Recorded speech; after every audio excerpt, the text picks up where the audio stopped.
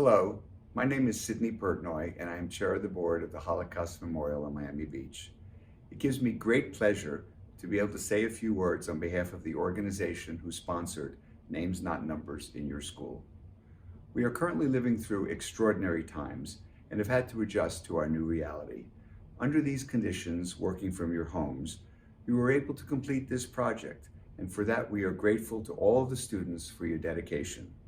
Thank you to the teachers and schools for ensuring that your students could benefit from the Names Not Numbers program. This year, schools from Miami, Broward County, Palm Beach County, and Orlando all participated, creating documentaries that will be a part of the historical record. You should all be very proud. Most importantly, I want to thank our Holocaust survivors who participated. They are true heroes, and we are forever indebted to these brave individuals who volunteer their time and give of their heart. To all the students who participated in this project, I sincerely hope that you take with you memories that will last a lifetime.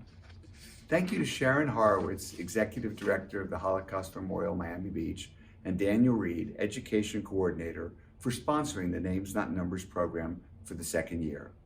Recognize the importance of this program, the Florida Department of Education generously funded our efforts.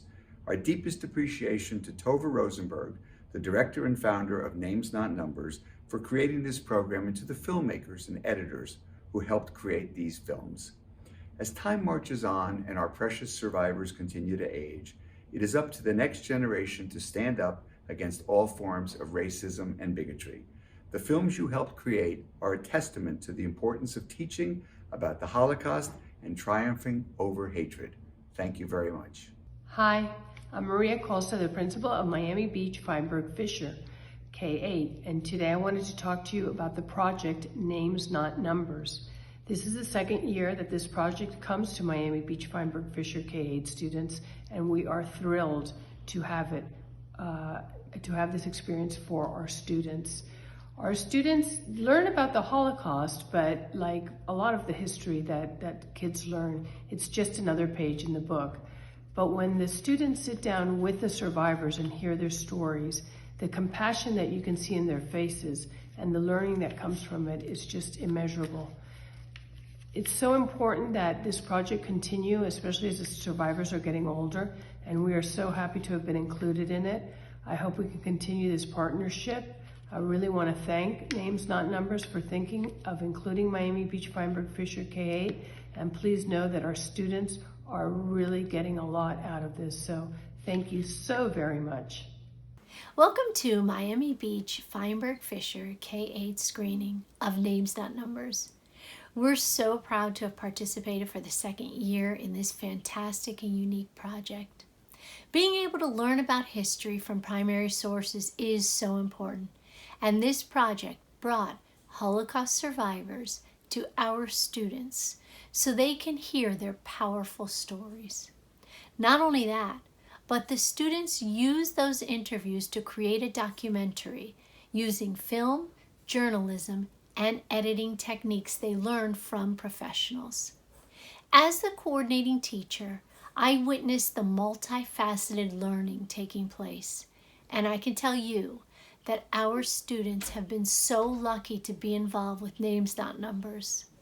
These projects do not succeed, though, without individuals who dedicate their time and support.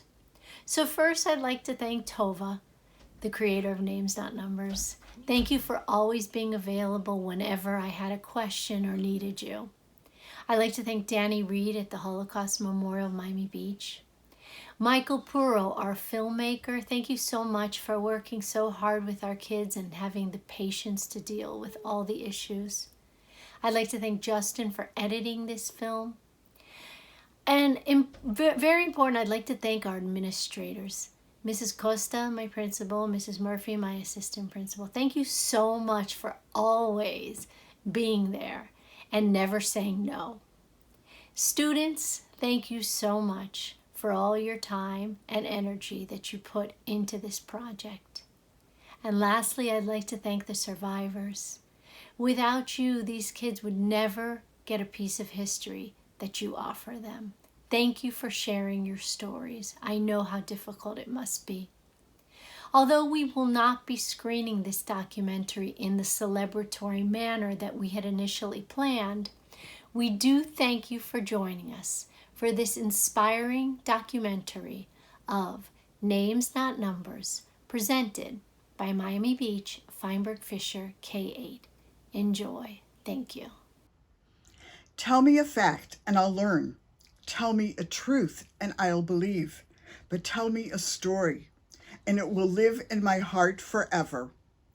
The Names Not Numbers Oral History Film Documentary Project is remembering the stories of the Holocaust and is telling the story of the Holocaust for the world to hear, for the world to learn, and to inspire future generations to combat anti-Semitism and all forms of hatred and intolerance. This unique project is in its 16th year. Over 2,500 survivors and 6,000 students have participated in it worldwide. The students were instructed by teachers and professionals. They learned interviewing techniques from journalists. They learned filming techniques and editing skills from documentary filmmakers. The students interviewed, filmed, and edited the 2-hour interviews with each survivor to make 20-minute oral histories that are compiled in the Names Not Numbers documentary at the school. You're about to view the documentary Names Not Numbers, a movie in the making. This film chronicles the students as they are being trained by the professionals and includes their reflections. In it is embedded approximately 10 minutes from each interview. This is the students' work. They're filmed and edited interviews. Through this project, our students are preserving history, and they are the witnesses to the witnesses.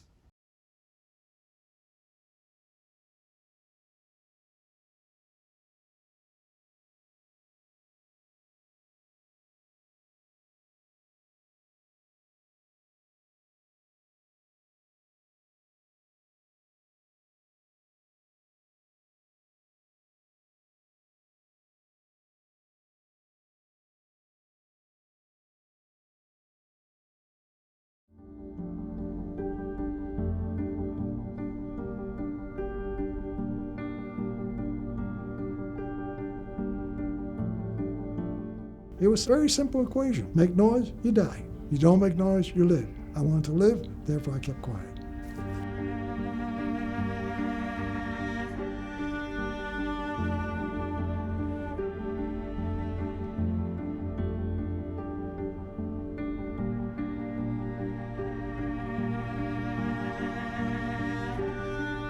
One night, Hungarian gendarme woke us up. Around 2-3 o'clock, they yelled and screamed, "Everybody has an hour to pack up, one family, one suitcase."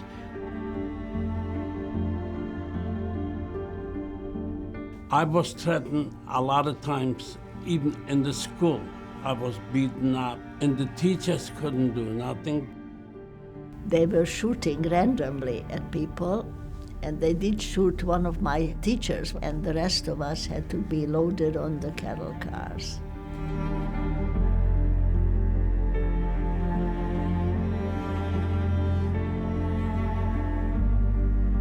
They told us that tomorrow morning everybody has to be lined up. Anybody who stays behind will be shot on the spot.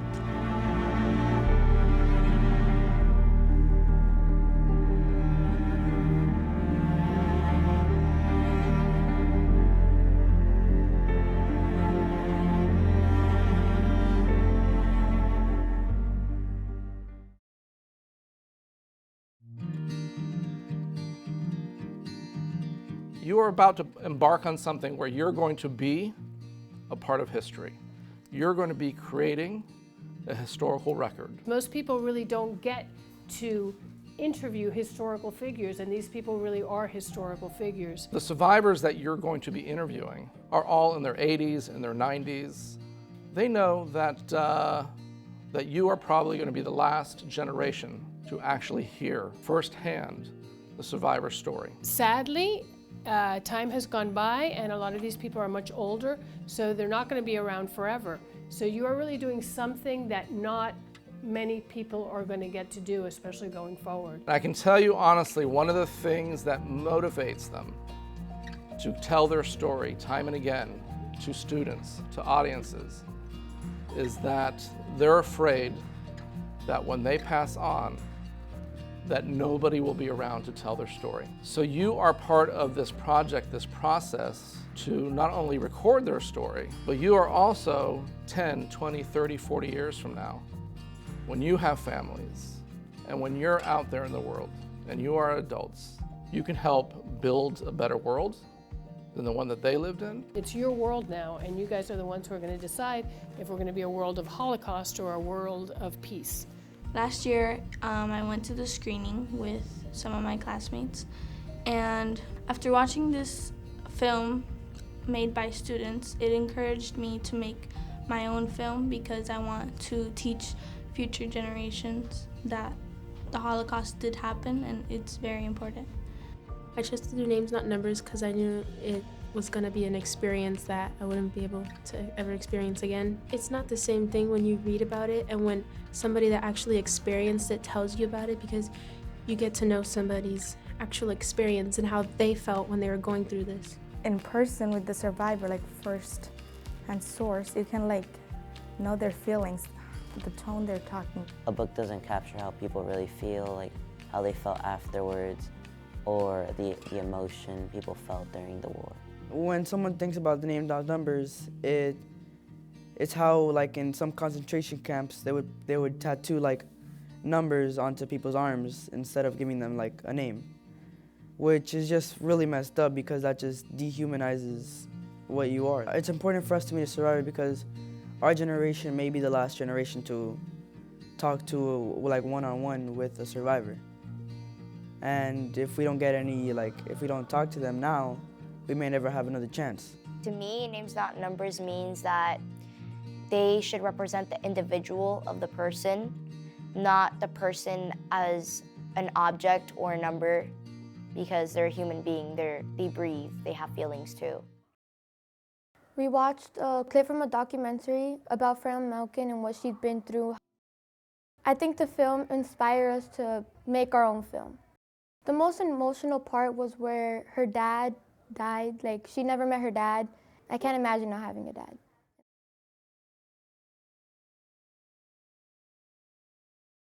So here we have a medium shot, right? She's on one side. That's good. Valentina's right there. What if, is that okay? What do you think of that shot right there? What's the problem with that shot? So we call this headroom. Too much space is above her head. So again, the rule states her eyes should be close to the top, should be a third from the top, right? So that's better. Normally we use the close-up shots to show expression from their eyes and to show that they're crying or they feel emotion. Now, why the eyes? Why are the eyes important? Because the eyes is where people emote from, right? That's where they cry. That's where they show their fear, their anger, their surprise. It's in their eyes. So that's important. Rule of thirds. When you're filming each other, we're going to follow the rule of thirds. The rule of thirds is when you divide them, like what's happening, into 3 spots, and you try to put them like to one side, like let's say to the right here. You try to put them there and try to concentrate on them because we don't want it to be too centered. We started learning about how to interview somebody and all these journalist techniques. The way we want you to structure the interview, it kind of builds the story. You start asking them questions about their childhood, about the world before. And then you go into their experiences during the war. During the interview, you don't look at the question like that. You read it, and then you need to pay attention to the survivor. You're going to be taking these stories, and they've told their stories before, all the survivors that you're going to get, but each time it's different. You never know what kind of detail they're going to reveal, what they're going to remember, what they choose to focus on that day. how they choose to answer the questions that you're going to ask. So you guys are going to be doing something more because you're going to be asking questions. You know, it makes them think a little bit more about their experiences and what happened to them. One tip I learned from Danny Reed, when you're interviewing someone and you're a journalist or, you know, anyone that you're interviewing, you should always ask them like important questions that are appropriate for the situation, and to always ask them questions that start with what, when, where, when, and how. Danny Reed taught us to adapt to our survivor. Say like he can't hear as well, so we need to talk louder and clear. Make eye contact with the survivor, don't look away from them. I learned that stories from the past could help you in the future, and it could inspire people to do better so the same thing doesn't happen in the future.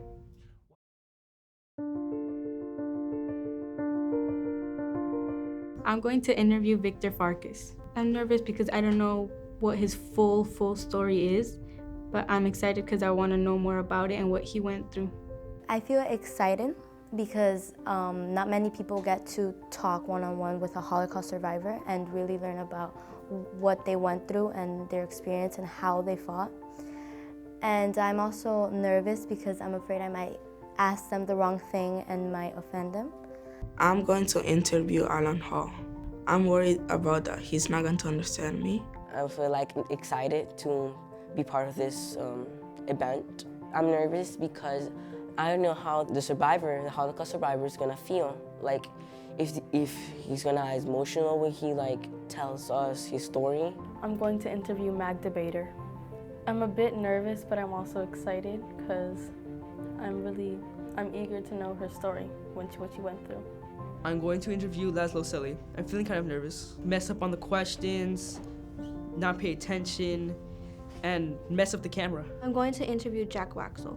I'm nervous that I'm going to stutter. I prepared myself by reading the questions over and over again. I'm excited to learn about the story, what they went through, and how to help people when they go through that. I'm excited about learning new things and getting to know exactly what they felt and what they went through.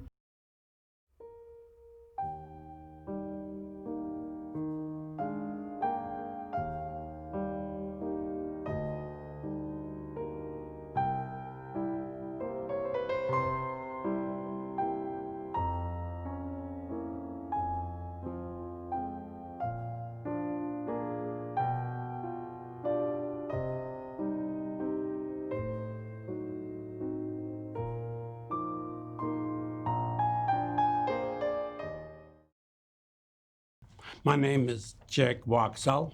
I was born September the 15th, 1924 in Poland. My family, I got another brother and I got two sisters. My favorite holiday was in Pesach. Pesach is Passover. It is 8 days in Pesach, and you have 2 days you're making the Seder, what I call it, and you bring in the whole family. And we always was open doors that anybody, Jews or non-Jews, could come into the Seder. Allan John Hall. I was born April 12th, 1935. We lived in Krakow in a very nice neighborhood. We've been to that apartment 2 blocks from us with a beautiful park with rose beds. We lived very, very well.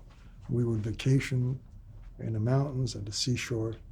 Before the war, my mother was a professional violinist, musician. My dad was an insurance company executive. My grandparents doted on me, my parents doted on me.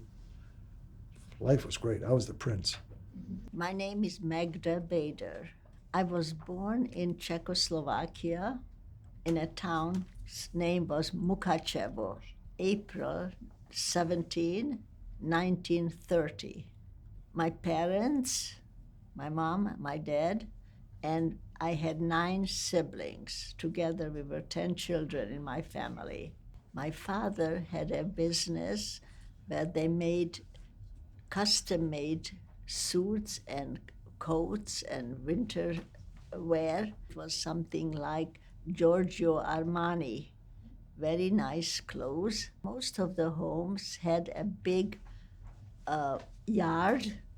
My name is Viktor Farkas. I was born in Debreczen, Hungary, in 1927, March 18. My family, mother and father, and my grandfather who lived with us. My father was a cap maker. He had a store in the city. He had a small factory where he was manufacturing caps. I wanted to learn cap making. My father told me that if you want to learn to be a cap maker, I will send you somewhere, not in my factory. Because you come to my factory, the people will spoil you because you are the son of the boss. So he sent me to another city where for 4 months I stayed and learned the trade. My name is Laszlo Selly. I was born in Budapest, Hungary, in December the 31st, 1937. My father was a businessman of some kind, and I do not recall what kind of business he was in. But I know that he had a little shop, and I have a twin brother. Before the war, life was very pleasant and very nice in Budapest, like in most of the European cities at that time. There was good music, there were museums, there was theater.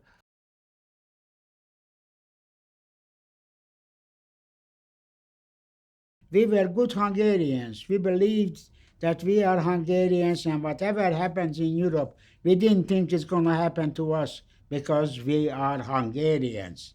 Well, we lived on a beautiful tree-lined avenue in Budapest. The Museum of Natural History was right across the street from the apartment building where we lived. And we used to be taken there as little kids, which we loved. One day, we were going there, and there was a big sign on the front door, and it said, "Jews are not allowed." And I have never been in that museum since. I could not understand it.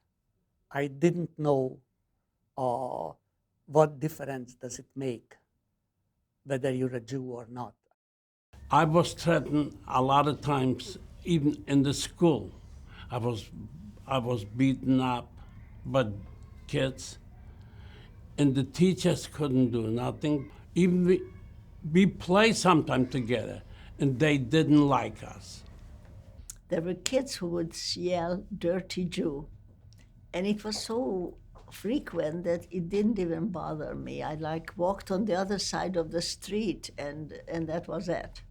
When I was coming home from school, a gentleman came in a uniform, in a Hungarian army uniform, and he grabbed me on the street and asked me, "Are you Jewish?" I said, "Yes." And I was already jittering.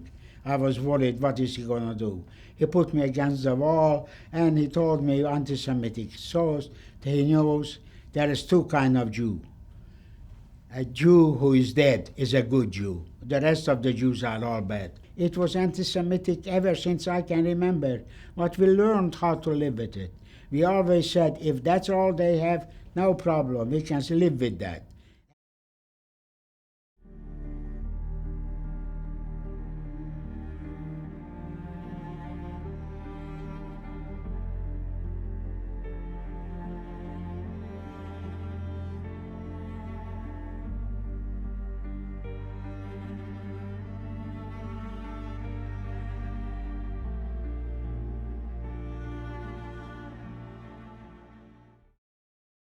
Well, my dad was educated in Vienna.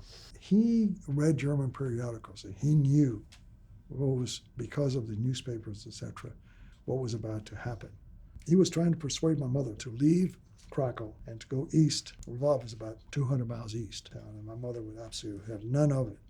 She wouldn't leave her family. And once the war started, my parents were arguing all the time, and finally the argument was resolved with my dad grabbing me by the arm and dragging me out the door, and my mother saying, "What are you doing? What are you doing?" And my dad said, "I can't convince you, I can't force you, go with me, but the boy and I are going to Lvov." My mother, crying and begging, followed us, She only asked for one thing, and that was to say goodbye to her parents. And my father, the only cruel thing I ever heard him say, he said, no, you can't say goodbye to your parents. My mother was beside herself, but she did go. She did follow us. At the beginning, we had a rather normal life, more or less, although my brothers were taken to forced labor already in the 41, 42, but my sisters and my parents and one of my sister's little child, we were at home. And I would go to school, to middle school, 5th grade, 6th grade, 7th grade. The language was Hungarian. The Germans decided the Hungarians not doing enough of getting rid of the Jews. We got an order that in 24 hours we have to leave our home and vacate the house and move into another family's place on one street, which they dedicated as a ghetto. Well, my very first recollection is my mother sitting in our living room and sewing yellow stars on our clothes, because the rule was that all Jews, regardless of age, have to wear a yellow star on their clothes. So when we did go out on the street, everybody could clearly see, there goes a filthy, lousy Jew. One day, we were out there playing, wearing our little yellow stars, when a man looked in the front gate, saw us there, started yelling, lousy Jews, wait until I get my hands on you, and started rushing us. And both my brother and I, we ran screaming back to our apartment. When the German army finally entered Hungary, the situation became much worse, very, very fast. New laws against the Jewish population came out almost daily. And it said the Jews cannot live wherever they want to. They have to move in to a ghetto, or in the case of Budapest, they had to move to a designated Jewish house. They simply took an old apartment building, painted a yellow star in front of the gate, and Jews had to move in there. I remember we were kind of lucky at that time because my mother had 2 sisters, each married, and they both lived together in the same 2-bedroom apartment, and that became one of the designated Jewish houses. So we moved in with them, and it wasn't really ideal, but at least we were with family. But it didn't last long, because the Nazis came one day, they banged on the door, and they shoved in another 3-4 families. Apartment became wall-to-wall people. People were lying on the floor, practically head to toe, and it became intolerable. I remember standing by the window, looking out on the streets on the days where Jews could go out. I clearly remember an old Jewish man stopped and hit and kicked, and he had a little basket on his arm with some little groceries in it, and he dropped it, and an onion or a potato rolled out, and the Nazi thug just put his boot down on it and smashed it. And I couldn't understand why. Why are they hitting this poor man? Why are they taking away that little food that he was able to get? When the Nazis attacked the Soviets in 1941, June of 41, and they overran Lvov, where we were living, we were told that we had to move from our very nice apartment to another apartment, and we could only take 1 suitcase with us. When we arrived in the other apartment, it was already occupied by another family. And so we couldn't quite figure it out, but we were told that we had to stay there And so we wound up in a small bedroom. And to our shock, a third family arrived. Then we knew that something was up. But we never heard the word ghetto, not until we came to the United States. The Germans came in to occupy Hungary in 1944, March 19. That was a bad time for us. My mother and father was away in Budapest in a hospital because my mother needed an operation. And my mother was operated, and my father called when the Germans came in on March 19. My father was asking what happened. We told him what happened. Nothing happened. The Germans were marching down the street, and we got scared. We worried what's going to happen to us. And when they came home, my father was called into a labor camp. It was sad for us not to have him home, but we have to learn to live with it. While we were in the ghetto, my father came home for a 2-day leave from the labor camp. He took out a jacket and gave it to me. Victor, he said, I want you to wear this jacket whenever you go anywhere. Why is so special? There are 5 buttons in the front of the jacket. These are not real buttons. These are gold pieces covered with the same material as the jacket. So anybody looked at it, they thought it's a button. Victor, if you need food, take a button and sell it. If you need anything to help you and your mother and grandfather life, sell the buttons. Don't be shy about it. Sell is very valuable, and I hope it's going to be useful to you to make more, to survive. When the Germans come in with the tanks, they just surrendered the town. The next day, they come out with a loudspeaker and said to the Jewish people, you have to come out to work. If not, we're gonna go after you. So we went out, we was working. After a month time, they made a ghetto. They told right away to put on armbands on your left hand with a Star David. You was not allowed to go out from the ghetto without to go to work.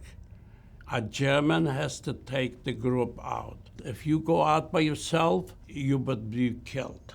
When they decided that they're gonna close up right away, they kill people. And you have to see and watch it. They killed probably 200 people, but the liquidation. I was in the line in the front, and my father was the second in the line. I said to the German, I go for this guy. He pushed back my father, he picked me up, and I didn't say that I'm going for if I would say I'm going for my father, he would probably not push him back. They took 50 people out from the line, and they walked us to the forest. And it was a grave already done. And when we close to the grave, they told us to kneel down. When I told us to kneel down, I whispered to the first guy, I said, we're gonna go after the German if something going to happen to us. And he checked with the scent. The German said, you cannot speak here. And the soldiers down there, it was SS, they was with the guns, and they said to them, when should we start shooting? He said, before I take out my pistol and I show you. When he went after his pistol, we grabbed him. We went after him. We fell in the grave. He was a ranking officer in SS, and he started to say in German to the soldiers not to shoot, because if they would try to shoot us, he would be killed. I jumped over the other side. I started running.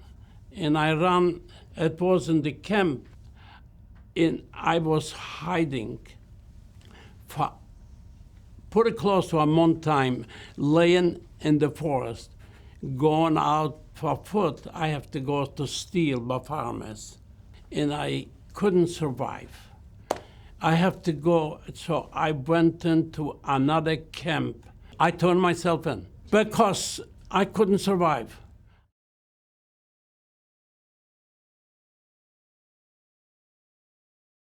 Hygiene. became non-existent because we had one bathroom. We had to heat water in a pail, pour it into the bathtub, get in, wash yourself with a sponge. The moment you went into the bathroom, somebody was already knocking on the door, hurry up, I have to go.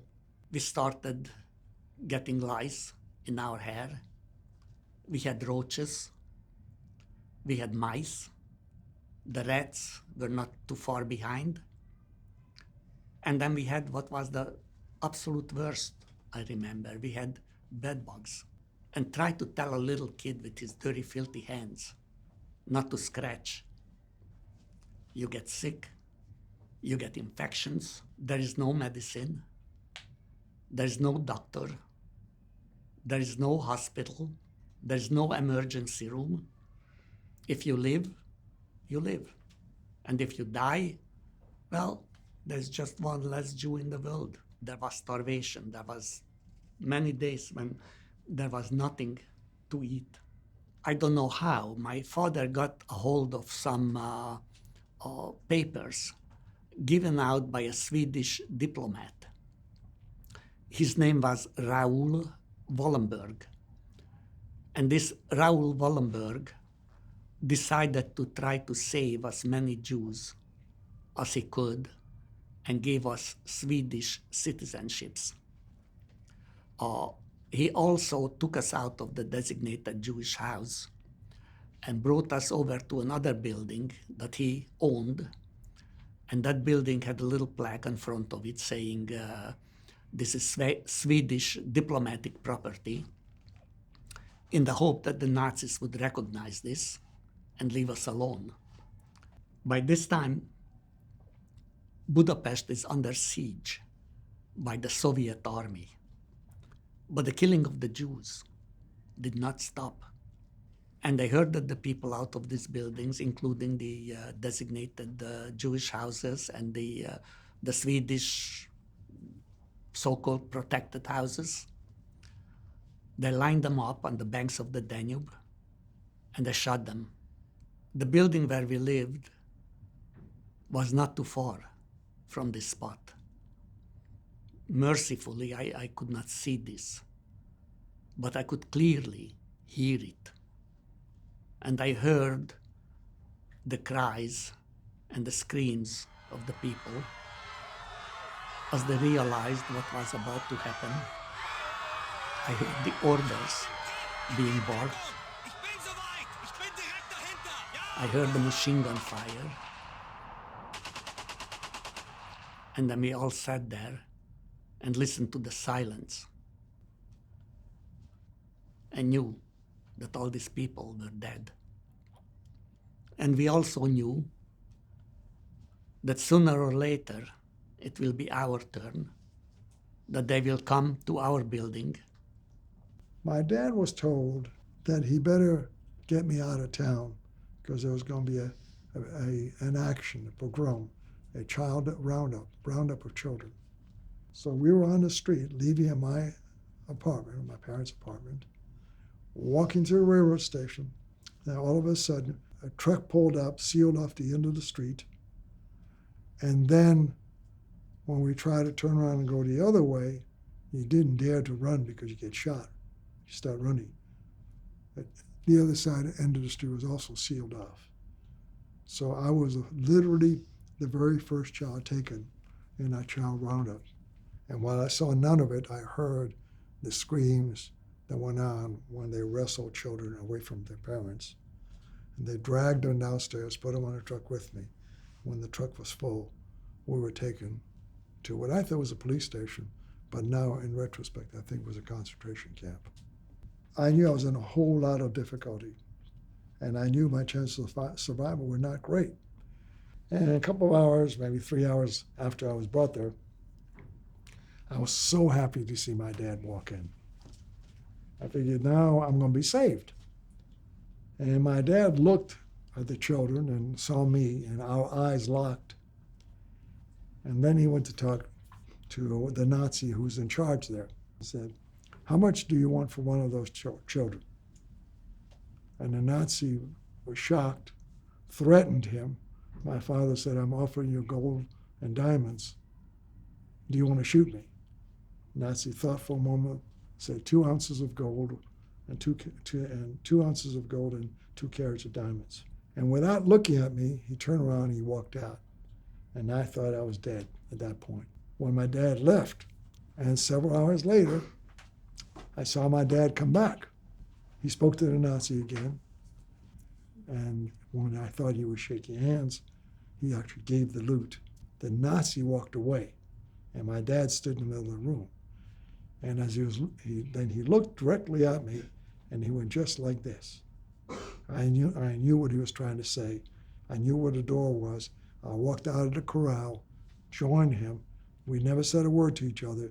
We walked out of that place. That's how I managed to survive. Even as I sit here, I can still see the sea of children that I left behind, all of whom I knew must have died within a matter of hours after we left. And then, so after that, we knew that the ghetto, or the Jewish section we called it, was no place for us to remain. And so my dad found some people that were producing false ID papers, and we slipped out of the ghetto, and we started living in the Christian side. While he was out meeting people, etc., he met some Germans, and one of them was bemoaning the fact that he had this 2-room suite of offices in a Nazi headquarters building. His company went out of business, or somehow he didn't need the space. And my father, in a very nonchalant way, said, well, I've got a little company, we can use the space. So for the next 2.5 years, he sublet that space. And the sole and only reason for it was it would provide a hiding place for my mother and I. For the next 2 years, my mother and I stayed in the closet of that office in the Nazi headquarters building. We only had 4 things in the closet. We had 2 pillows. We never not once did we ever sit on the pillow or even lean on it. Because there were people working all around, and this was supposed to be an empty office. Anytime we had a cough or a sneeze or anything that would make no sound, we would bury our heads in the pillow. And after hour, we'd play cat in the cradle. When I wanted to say something to my mother, I would have to lean forward and literally speak directly into her ear. And I'm not exaggerating, at a tone where, and my dad would test us to make sure, where 1.5 feet away or 2 feet away, he could not hear me. That was the only acceptable level. On at least 2 occasions, I let a shout, a scream, a cry, I don't know, something, some sound. And I remember hearing the people working in the office next door to us. Somebody say, did you hear that? Did you hear that? Wow, that was a clarion call for me. I had no problem staying silent after that. I guess my parents must have told me, you make noise, you die. We had to liquidate a ghetto, and we had to walk very fast, like 5 people in a row. And I remember that my grandmother and grandfather was walking, or supposed to walk fast together, except my grandfather and grandmother couldn't walk very fast. And I was walking along my mother and her father and mother, and her father, the old gentleman, the long white beard, he couldn't walk very well. He fell, and my mother tried to help him to stand up and to continue going. And the guard who was walking along us, he hit my mother with the butt of the weapon and made my mother leave her father on the ground, and we had to march on. And that I remember very well. And that's the last time I saw my grandfather and my grandmother. There were railroad tracks, and other people from other little towns and villages were also brought there. And this was like a gathering place. And this place had lookout towers where the guards were standing, watching that people should not try to escape. And to scare people, they would shoot randomly And sometimes they shot people, sometimes just made the noise of the shooting. But it definitely discouraged people to make any attempt to escape. And after a few days, on the railroad tracks, trains, cattle cars started to arrive. So the older people knew that they're definitely trying to take us somewhere else. But we still did not know where they were going to take us. We didn't hear about concentration camps or death camps when we were in the ghetto. We were hoping that we could stay together, the family members. After a few days, they made us start loading onto the cattle cars. And there were 100 people to each cattle car. They gave us 2 buckets, 1 bucket to use as a bathroom facility, and the other bucket had water to drink. They were shooting randomly at people, and they did shoot one of my teachers, one of my 7th grade teacher. And she died, and they pulled her out of the way, and the rest of us had to be loaded on the cattle cars. When they closed us all up, we were in the dark, in this noisy cattle car, and the cattle car started to move towards going north. We were in the cattle cars for a few days. Finally, the cattle car stopped, and we arrived. And we still did not know where we were arriving to, but it was Auschwitz. When I escaped, the next day I was in the forest. I trust one farmer, and he found out to me the next day they took out people and they killed 500 people in Cochin. They took 10 on a truck, 10 to be killed. They took him to another ghetto. The ghetto was Szydłowiec. All of my family was working over there, not one of them. Everybody was killed except my brother. My brother was taken to another camp. And after when he escaped from the ghetto, he come to the place where I worked in Soda. Finally, my brother come to my camp. They starting to talk about it, that they're going to liquidate Pionki, the ammunition plant. They're going to take to Auschwitz. A lot of people didn't know what to do with themselves. So I decided I took my brother and another 13 to 14 people to run out to the forest. And soon we went out to the forest. One guy right away got killed. And we went pretty close to 25 miles. We lost 3 people because they spot us in middle of the day or something like this, and they killed right away. 3 girls was killed. From all of 14, 6 people survived. One night, the Hungarian gendarme woke us up. Around 2-3 o'clock, they yelled and screamed, "Everybody get out. Everybody has an hour to pack up. Come down, 1 family, 1 suitcase. Take some food with you and be down here in 1 hour." When we get down, they put us in a truck and they drove us, everybody, to the end of the city where was the brick factory. There were trains coming in, 3 pack of trains to put on all the 10,000 people in trains and move them to the final destination. The Hungarian gendarme was hitting people to run into the train, and when the train was full, they gave them a pail water, drinking water, plain water, and they also gave them another pail for sanitary purposes. 97 people was in our wagon. It was very uncomfortable. There was no room to lay down. My grandfather finally could sit on the floor. We didn't know where we're going. The people who were standing at the window, they told us, "You are going this and this city we passed." The train stopped in a place where we had no idea why it stopped. By now we had no more food with us.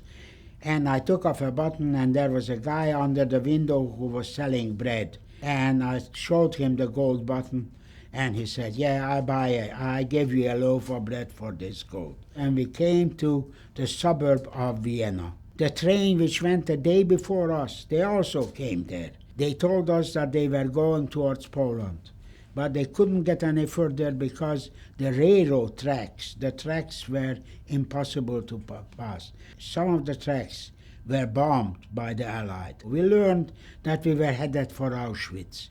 We were taken to a warehouse where there was trucks, there was wagons, and we had to unload whatever is on the truck. Potatoes in 57, 55 pound weight, and we carried them on our back and put them on the shelves. Came at night when we were going to go back to the camp. We all packed our pockets with potatoes. The winter came, we heard and we knew that the war is coming to an end. Because one night we were woken up by the SS and said, everybody out. Everybody was running. They told us to go as fast as you can. They didn't want the people in Vienna, of the city, when they wake up in the morning, to see the Jews running. Unfortunately, my grandfather couldn't make it. He couldn't run. He was too tired to go fast as they want. One German guy came over, and he saw my mother and I. We trying to help him to move. He told us, you two guys, move ahead, go catch up with the group. And they hit us with the bayonet to make sure that we're running away from my grandfather and run after the group, which we did. As we were away a certain distance and with the group, we heard a gunshot. And my mother knew that we never gonna see my grandfather again. And we kept going and going. And 2 weeks later, we came to a city called Mauthausen. Mauthausen was the first concentration camp built by Germany.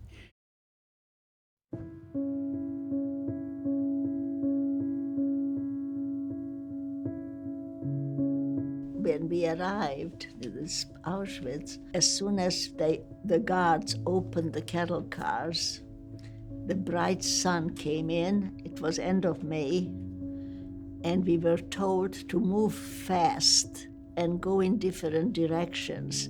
Like the man, the older man, the fathers, grandfathers, one direction, mothers with children, another direction, and the younger women in the third direction.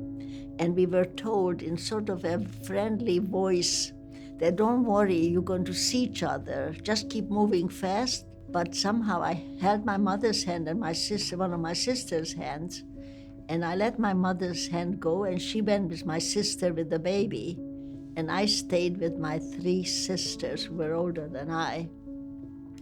And thinking or hearing that we will see each other and we had to move fast, we didn't have a chance to hug each other or kiss each other, we just had to separate. And that's the last time that I saw my mother and my sister with the baby and my father. And you see, that I remember well. So that was the beginning of being in Auschwitz. We were in the part that was called Birkenau. But when we arrived, one could see words that said, Arbeit macht frei, which means work will make you free. The second barrack that we had to go to was where they made us get undressed and they shaved our heads. And then the third barrack, which was one was not far from each other, was where they called a disinfecting shower we were going to go to have. And that shower was also just like any other barrack, only from the ceiling a little faucet came down and with a little cold water dripping and standing on a concrete floor. And then we had to move fast.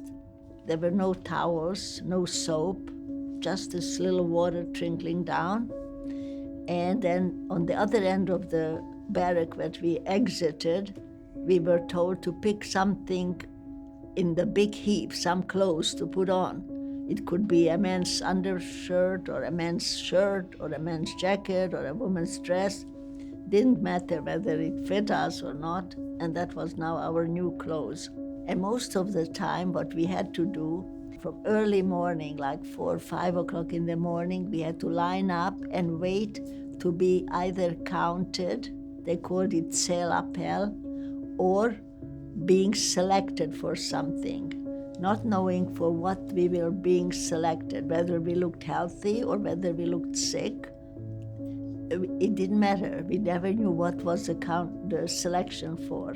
While we were standing and waiting, other people go by. We saw dead people on wheelbarrow taken from one place to another.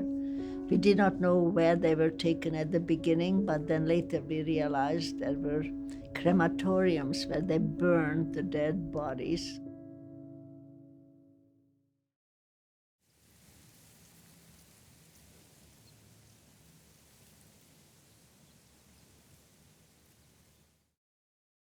We hoped that we would stay there till the end of the war.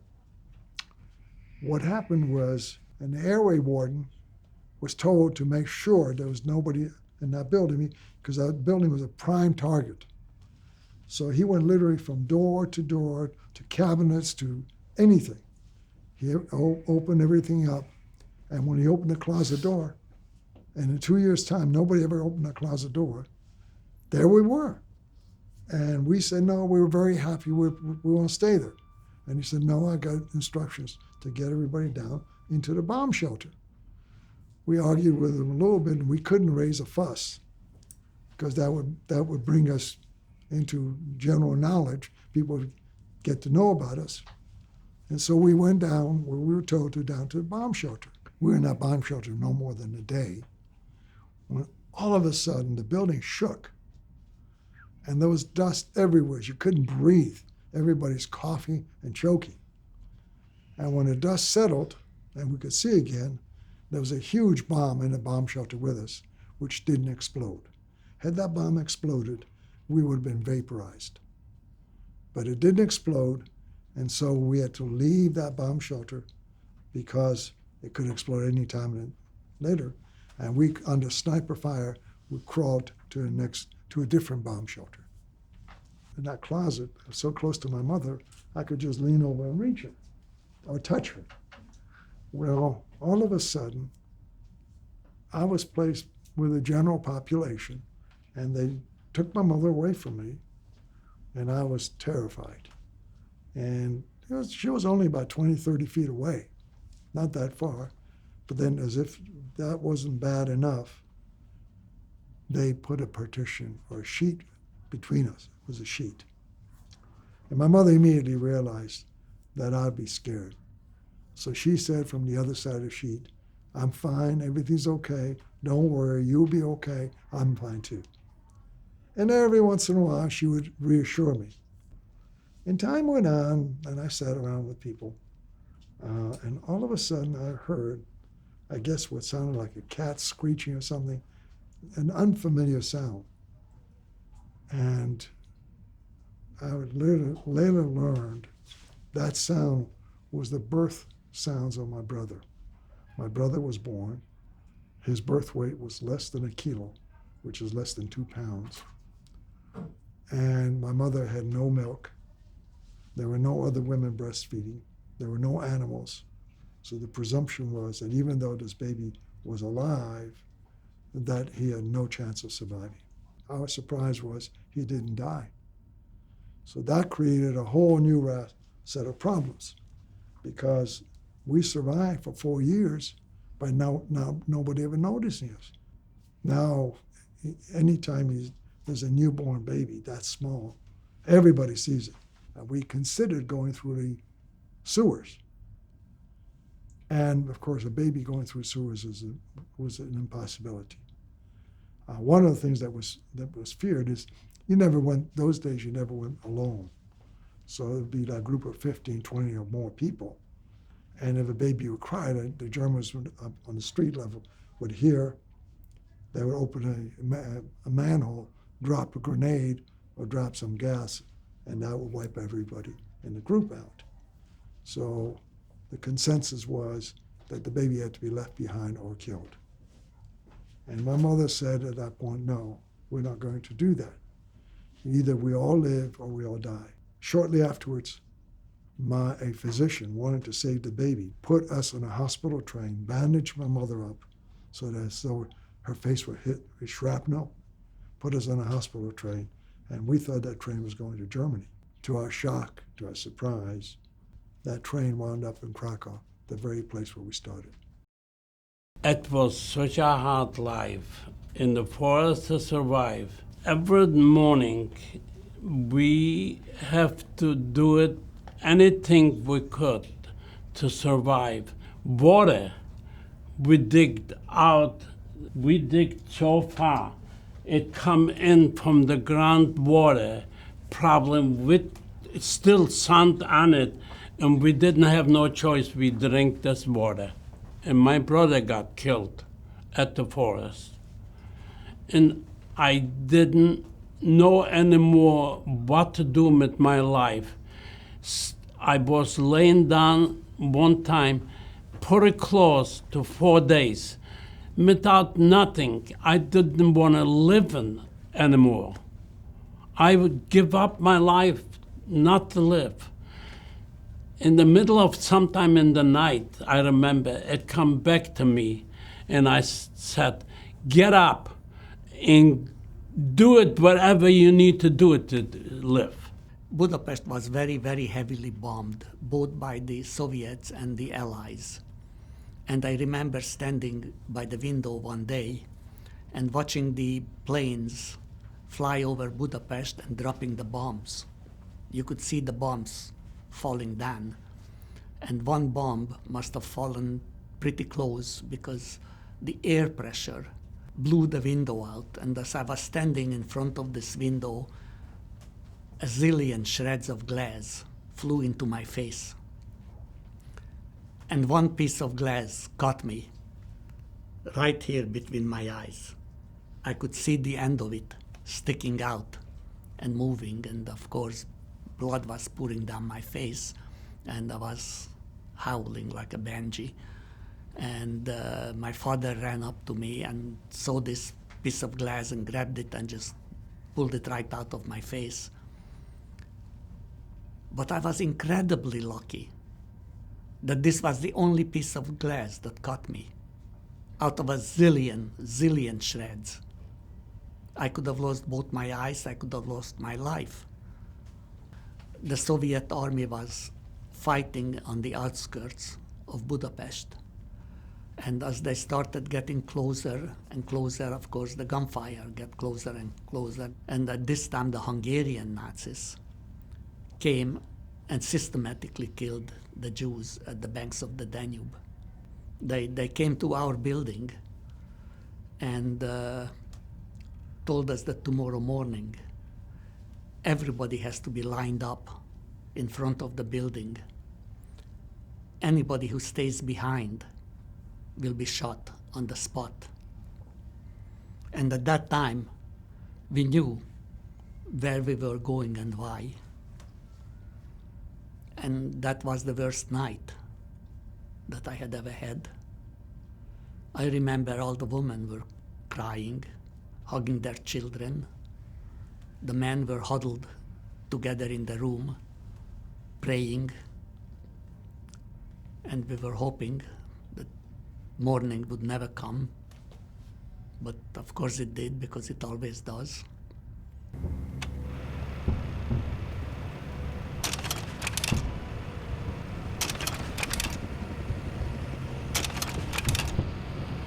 This bulletin has come to you from the NBC newsroom in New York. The German news agency Transocean said today in a broadcast that the Allied invasion had begun. Early Tuesday morning, numerous landing craft and light warships were observed in the area between the mouth of the Somme and the eastern coast of Normandy. At the same time, paratroops were dropped from numerous aircraft on the northern tip of the Normandy Peninsula. This means invasion. We were always locked up in the barracks every night, and we knew that the war must be coming close to an end, because we heard at night heavy bombers flying above. when very early we heard rifle butts banging on the front door. The Nazis were still in the street, etc., and had they known about us, they would have come in and wiped us out. But it was a different experience, hiding in that house than the previous ones, because we were able to move around. We couldn't walk up to the window, but we could look through the curtains. The SS guards in that second camp were practicing how they're going to get rid of us. We had to dig ditches, and then they were practicing they're going to shoot us, and we will fall into the ditches dead, and that was one way. They wanted to make sure that we have no idea or dreams that we're going to be liberated by the British or Americans. It was getting quieter and quieter and quieter. It was like a day passed without the Nazis being in sight. We could hear the sound from the tanks coming in where we was in the forest. We picked up our hands on the top, we went out. And the door had to be opened up. And they were two Soviet soldiers with their submachine guns looking for Germans. The Soviet army took the street that we lived on that night. One night when they locked us up, the SS guards decided to save their own lives from the oncoming issues. They were just left the camp unattended, and they disappeared. We didn't know where they went, but that was not our concern. We didn't, in fact, know that they were not watching the camp. So some brave person literally stuck his head out the building door, and there was nobody there. And so slowly we started figuring out that maybe the Nazis had left. I was out with my mother in the morning, and she said to me, "Look up on the hill." And I look up and I see a Jeep with American flag and American soldier in the Jeep. Then I see a truck with American flag on, and right on it, American Red Cross. And I saw also American soldiers. So all of a sudden we knew the war is over, that we are being liberated. A day or two later, we actually saw a Soviet soldier. That was the first time we really knew that we were liberated. We went to the highway, we found soldiers, American soldiers, and we asked what day it was. And they said it's April 15. 2 days later was my 15th birthday. And that's how I knew we were free.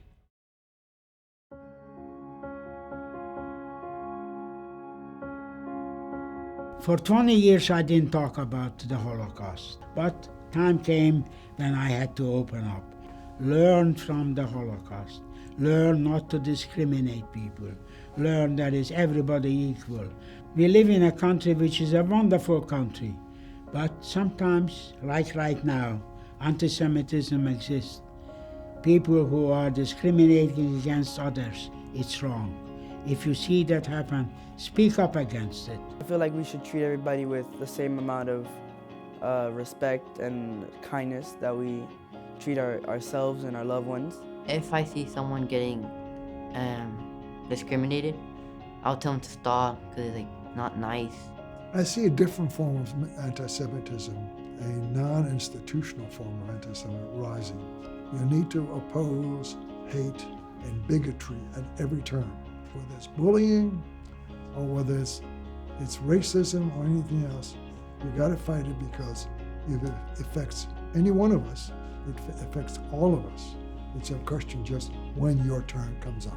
They went through a lot of hate, and people are always saying rude things to them, treating them badly. And to me, I haven't been treated badly, but people have come up to me and said rude things just because I'm Hispanic and they're white.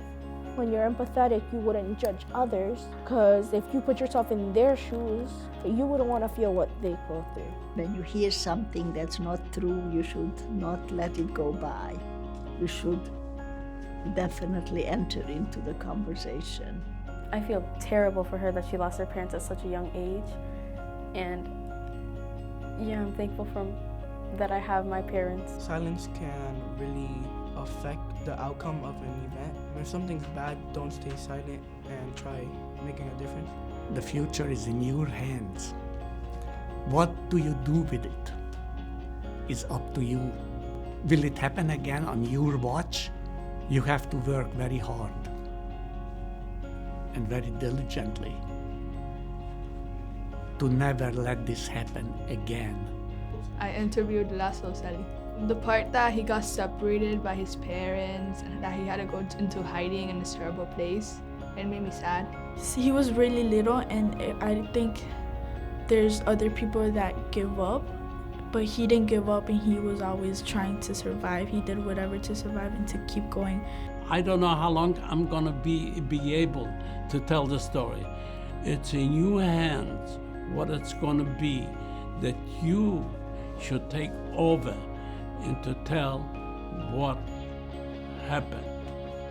Later that night when I saw my parents, I gave them a big hug because I would be scared to lose my parents. I would cry a lot. I told my parents what Jack said, that he will give his parents a big hug if he ever saw them, because he kind of went through the Holocaust without his parents and siblings. Remember, the real allies that Nazis had were not the goons. They were the real perpetrators. The real allies they had were the people who did nothing. And if you do nothing, you are helping the bad guys. I'll remember it forever, and just don't repeat history. What I learned about silence in the world, if you don't stand up for anything, it's gonna keep on happening and happening like it is now, and it'll never end until people start standing up.